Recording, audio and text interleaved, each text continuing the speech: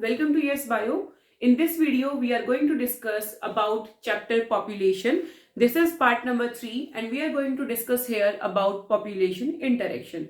So basically एक population के अंदर जब भी बहुत सारी species एक साथ रहती हैं तो उनके अंदर interaction होना जरूरी है. So basically जब कोई भी पॉपुलेशन इंटरेक्ट करेगी तो उनके अंदर जो उनके इंटरेक्शन है उसके अंदर हो सकता है कि जो दो स्पीसीज इंटरेक्ट कर रही हैं दोनों बेनिफिटेड हो या फिर दोनों न्यूट्रल हो सकती हैं या फिर एक को बहुत ज्यादा हार्म मिल रहा हो और दूसरा बेनिफिट ले रहा हो या फिर दूसरे को कोई फर्क नहीं पड़ता लेकिन एक जो है वो बेनिफिट ले रहा हो. तो basically we are going to discuss about the population interaction here. First of all, we are having predation and then competition.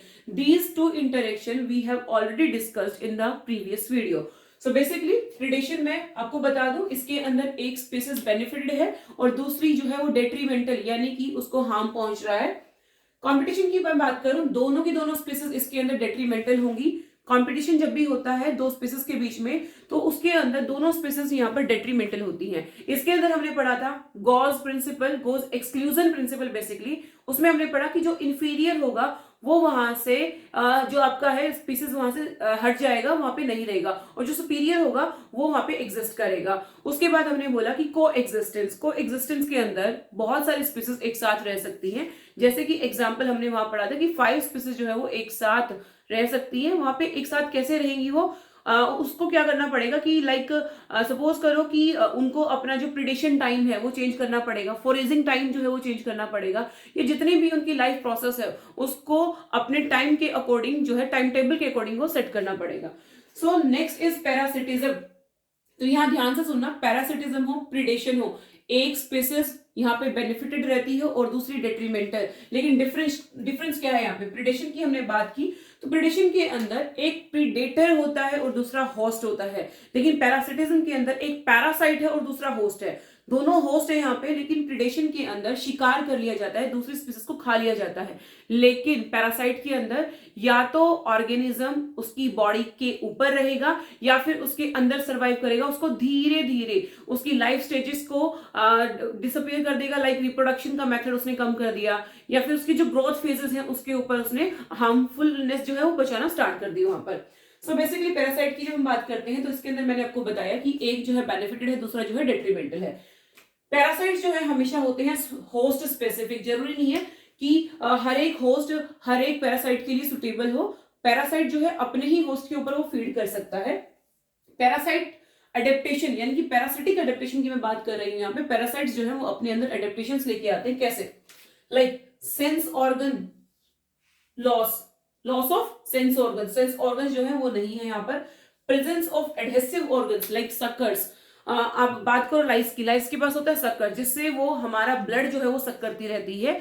इसी का एग्जांपल हम दे सकते हैं लीचेस भी जो है उनके पास सक्कर होता है जिससे वो ब्लड सक कर सकती है.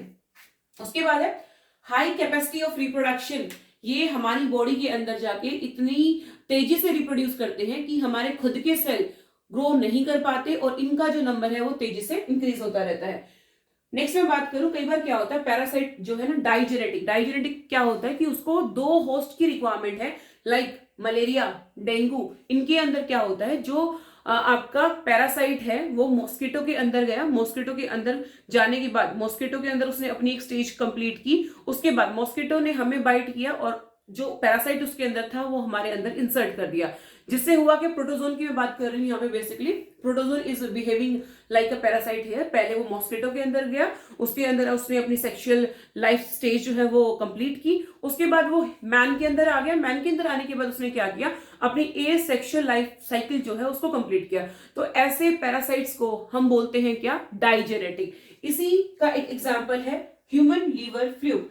ह्यूमन लीवर फ्लूक जो है वो डिपेंड करती है 2 चीजों पर. First of all snail and then fish.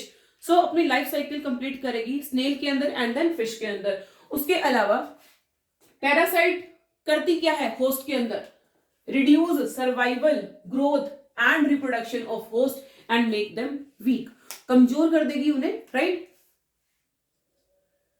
उनकी लाइफ साइकिल के साथ इंटरफेयर करके लाइक रिप्रोडक्शन का मेथड उन्होंने कम कर दिया, रिप्रोडक्शन का तरीका जो है वो कम कर दिया. उनकी जो सेल्स है, रिप्रोडक्शन का मतलब यहाँ पर क्या है, जो आपकी बॉडी के सेल्स हैं वो अपना कॉपी नंबर नहीं बना पाते, जिसकी वजह से हमारे जो फाइटिंग सेल्स हैं, इम्यून सेल्स हैं, उनका नंबर इंक्रीज ना होने की वजह जो हमारी इम्यूनिटी है वो कम होती चली जाएगी, और जो पैरासाइट हमारी बॉडी के अंदर एंटर कर चुका है उसका नंबर डे बाय डे वो है इंक्रीज होता रहेगा।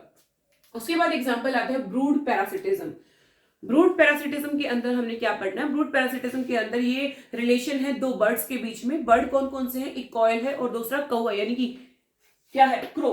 तो कुकू और क्रो यानी कि कॉयल एंड क्रो क्या करते हैं इसमें? कुकू जो है, कॉयल जो है, अपने एग्स को लेकर देती है क्रो के नेस्ट में। इससे होगा क्या? क्रो इसके लिए क्या है? होस्ट है।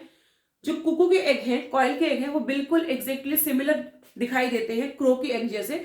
अब वो जो उसके सोर्सेज हैं, रिसोर्सेज जो क्रो ने अपने लिए इकट्ठे किए हैं, अपने एग्स के लिए जो इकट्ठे किए हैं, अपने बच्चों के लिए जो इकट्ठे किए हैं, वो कौन यूज कर रहा है? यहाँ पर कुकू यूज कर रही है।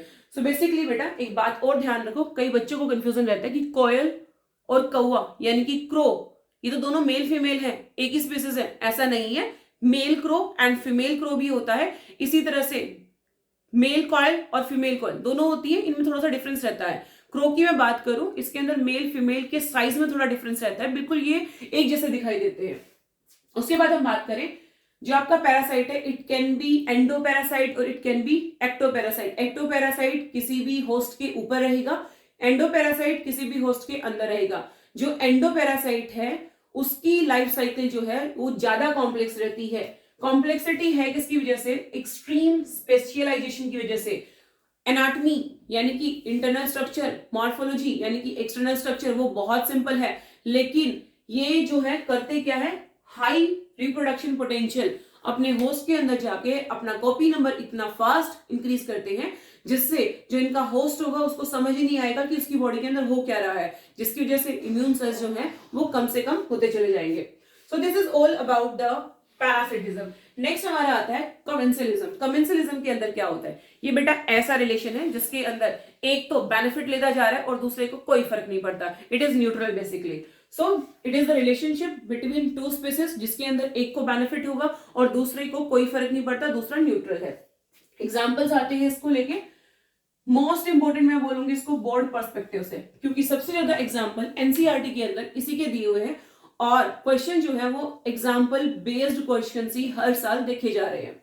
सो बेसिकली एग्जाम्पल किसका याद करोगे आप? एपीफाइट। एपीफाइट का मतलब है, fight means plant, AP means plant के ऊपर। सो मैंगो एक प्लांट है यहाँ पर जिसके ऊपर ऑर्किड ग्रो कर रहा है। ऑर्किड वहां से मैंगो से बेनिफिट लेगा, मैंगो को यहाँ पे कोई फर्क नहीं पड़ता। इसी तरह से barnacles on the back of whale, whale के ऊपर बर्निकल्स हैं। कैटल एग्रेट है, ग्रेजिंग कैटल के ऊपर। नेक्स्ट हमारा रहता है सी एनिमोन जो कि स्टिंगिंग टेंटिकल्स हैं और इन स्टिंगिंग टेंटिकल्स का ही फायदा उठाकर अपने आप को बचाती है क्लाउन फिश। तो क्लाउन फिश को प्रोटेक्शन मिल जाता है जिसकी वजह से जो ये स्टिंगिंग सेल्स हैं वो काम आ जाते हैं और हमारी जो सी एनिमोन है उसको कोई फर्क नहीं पड़ता, यहाँ पर ये है न्यूट्रल।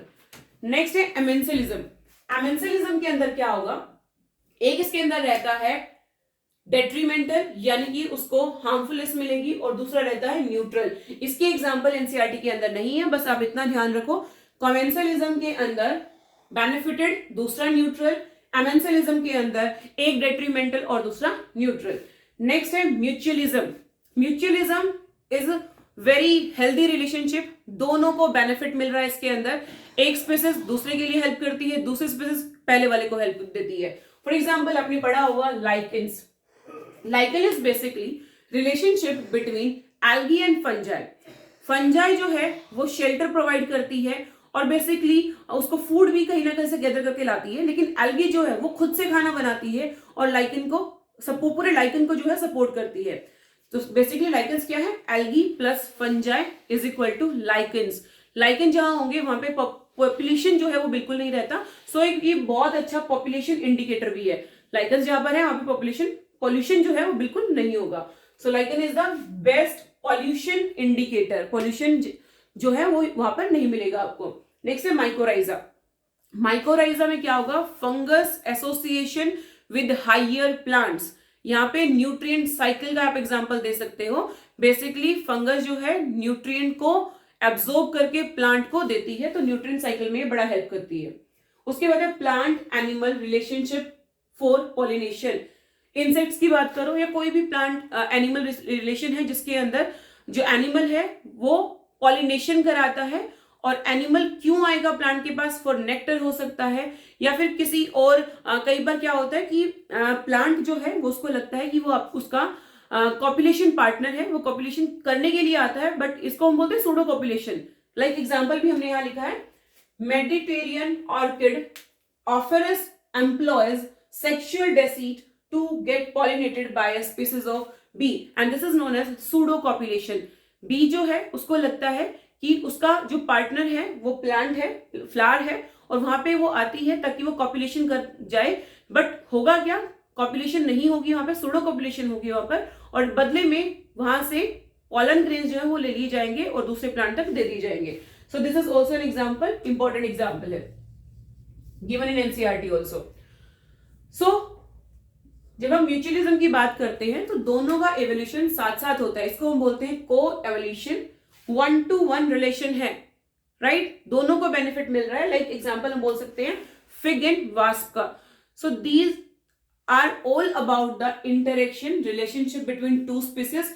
ये कब पॉसिबल है, जब एक पॉपुलेशन इंटरेक्शन होगा। So first of all we have talked about predation. Predation में क्या होगा, प्लस माइनस, यानी कि बेनिफिटेड एंड डेट्रीमेंटल, कॉम्पिटिशन दोनों डेट्रीमेंटल है, इसके अंदर याद रखना आप गोज प्रिंसिपल, क्लियर।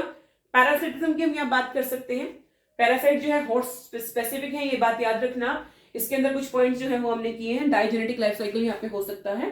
कॉमेंसलिज्म जिसके अंदर एक बेनिफिटेड है दूसरा न्यूट्रल है, दूसरे को कोई फर्क नहीं पड़ता।